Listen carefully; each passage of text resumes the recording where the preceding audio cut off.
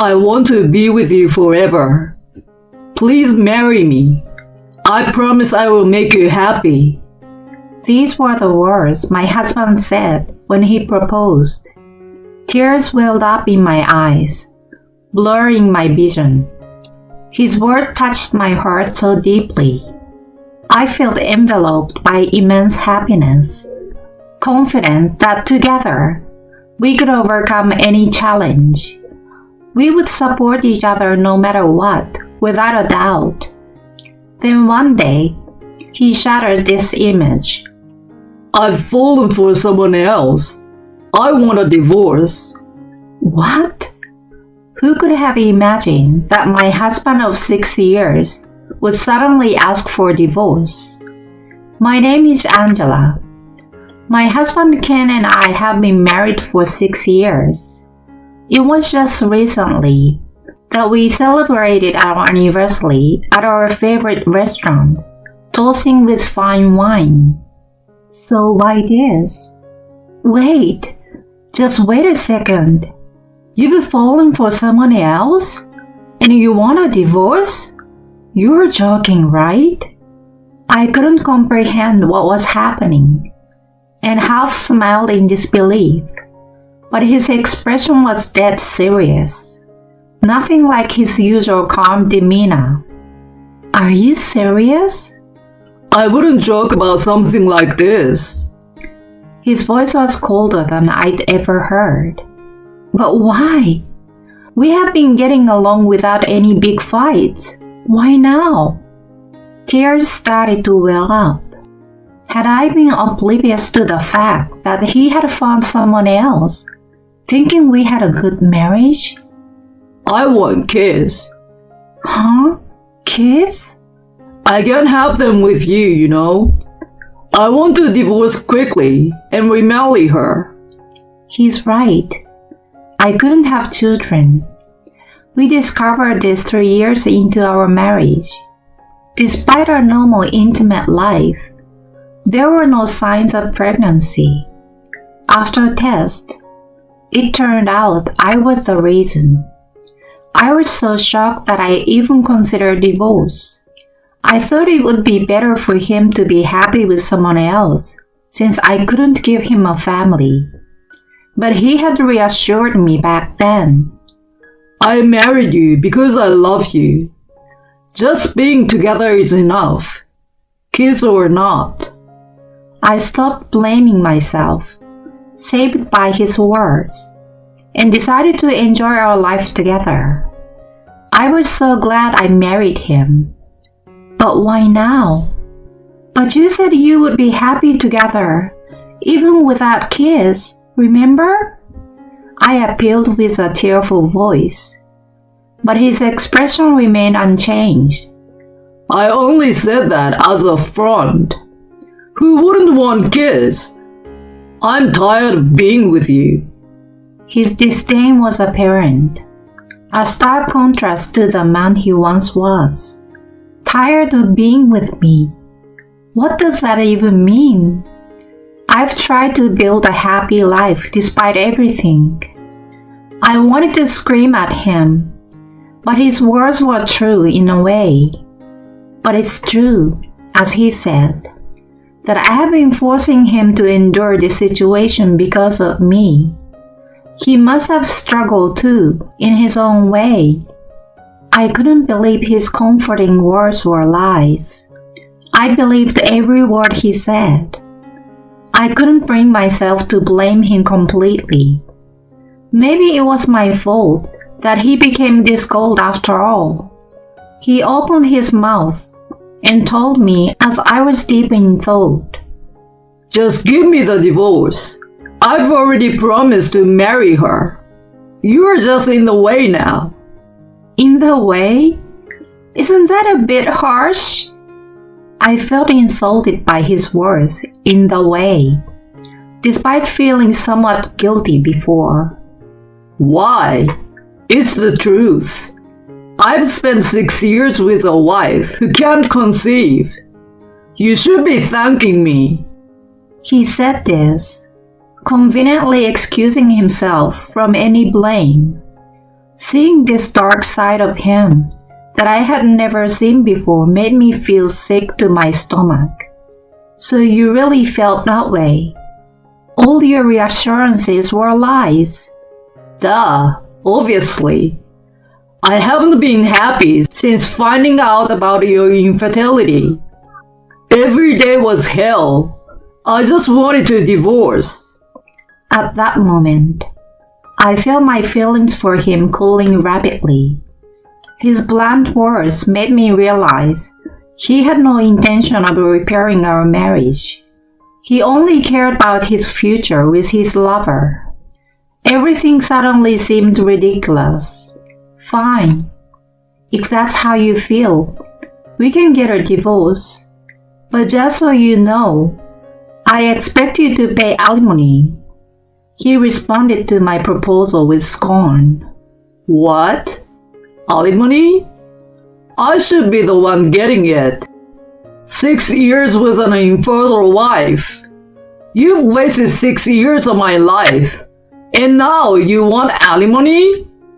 At that moment, I felt a surge of anger from deep within.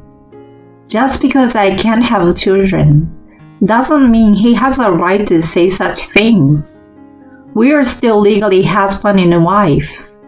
There's no excuse for his affair. My disgust for him turned into hatred. I wasn't going to suffer through this alone. I refused to let things go his way.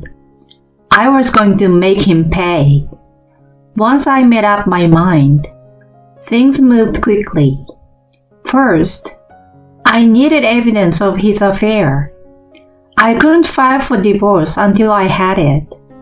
I turned back to my husband. I'm okay with a divorce, but wait 2 weeks. There are things I need to prepare since this is so sudden. Fine, but only 2 weeks. After that, we are definitely getting a divorce. He replied impatiently and left the house. Later, I packed my things and visited the detective agency during a work break. I hired them to gather as much evidence of his affair as possible for a week. My husband, thinking I had accepted the divorce, often visited his mistress' apartment. They met up daily for work and shopped at famous brand stores, coming out with numerous bags.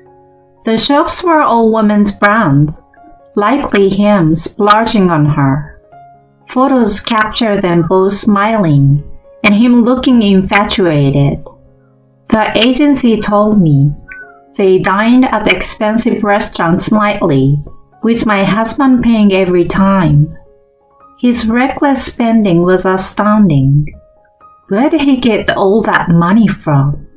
He was stingy with me, but generous with his mistress.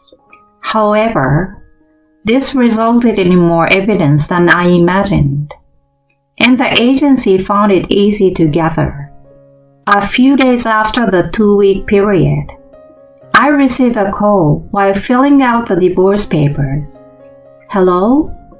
It's me. Did you sign the divorce papers? Hurry up. His tone was condescending.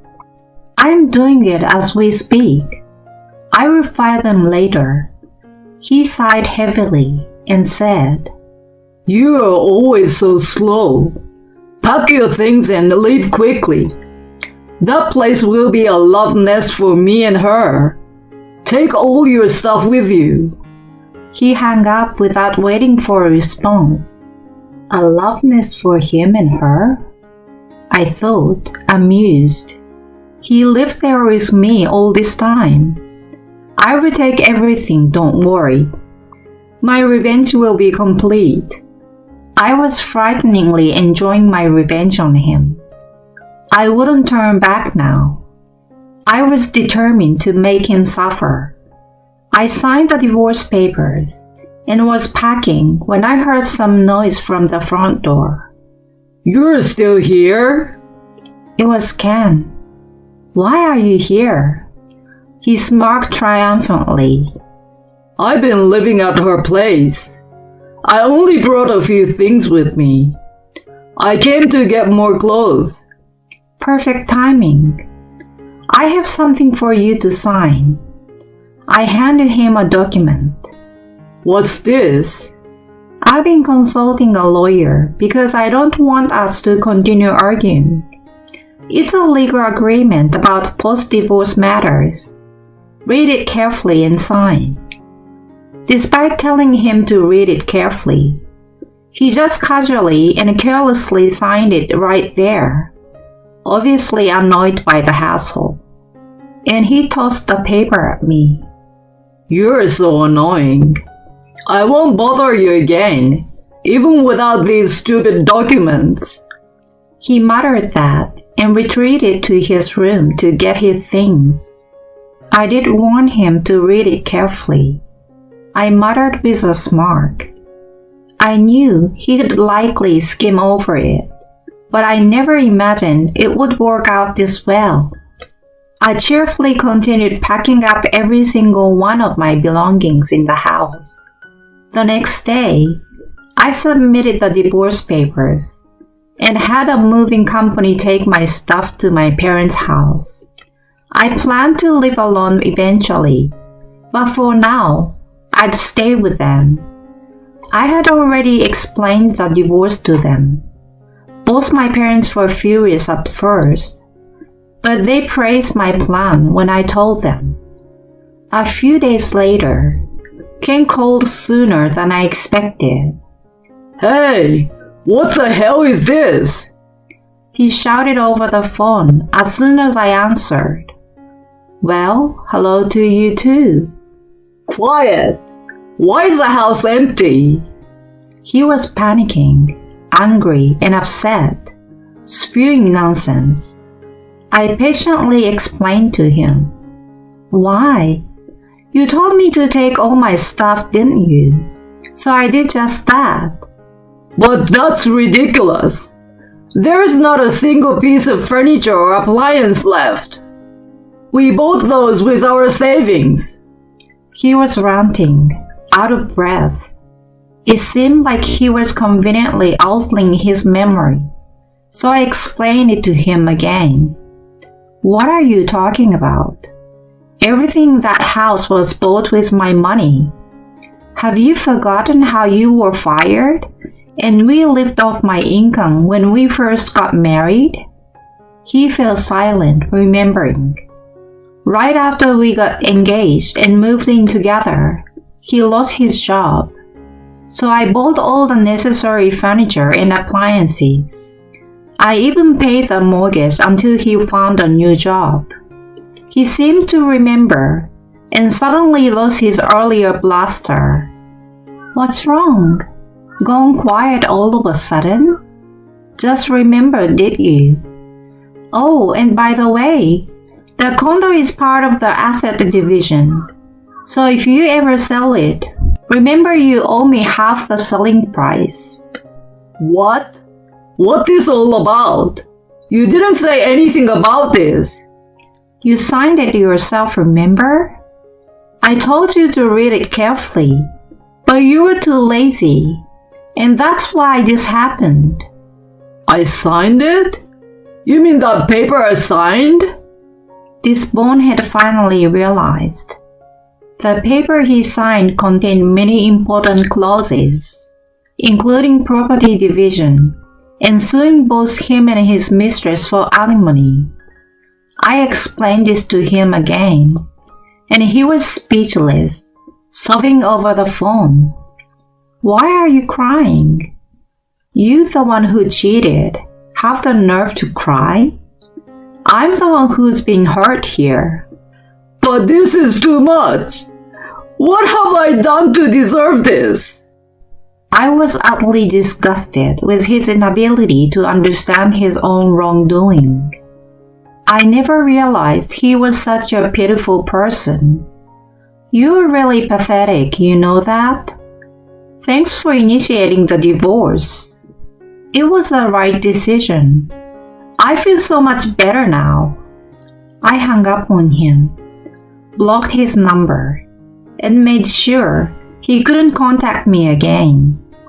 Through my lawyer, I proceeded to sue him and his mistress for alimony. Surprisingly, they broke up quickly. The mistress apparently had another main partner and was just using my husband for money. The mistress, who had treated him like a mere cash cow, was furious when I demanded alimony from her. "Why should I pay alimony? He was just a fling." She grudgingly paid and dumped him soon after. I never expected such a turn of events. It was a sweet victory for me. Karma is a bitch. My ex-husband, dumped by the woman he planned to remarry, was hit with a double whammy of alimony and emotional distress. He even took a leave of absence from work. Later, he called my parents' house. "I've decided to sell the condo. I will give you your share. I was wrong. Please let's start over."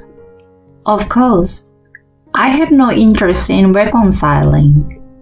"Please don't contact me again.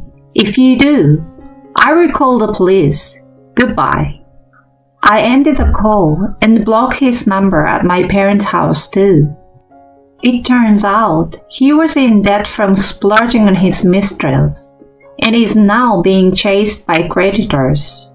No wonder he was so extravagant with her. Considering the amount he spent on luxury brands and fancy restaurants, it was obvious his salary alone wouldn't cover it. But to think he went into debt to spoil his mistress. His affair, divorce, and that became office gossip. And now he is being pressured to resign. Do I feel sorry for him? Not at all. It was a perfect revenge. I have no regrets. He brought this on himself. From now on, I will live for my own happiness. I vowed to myself.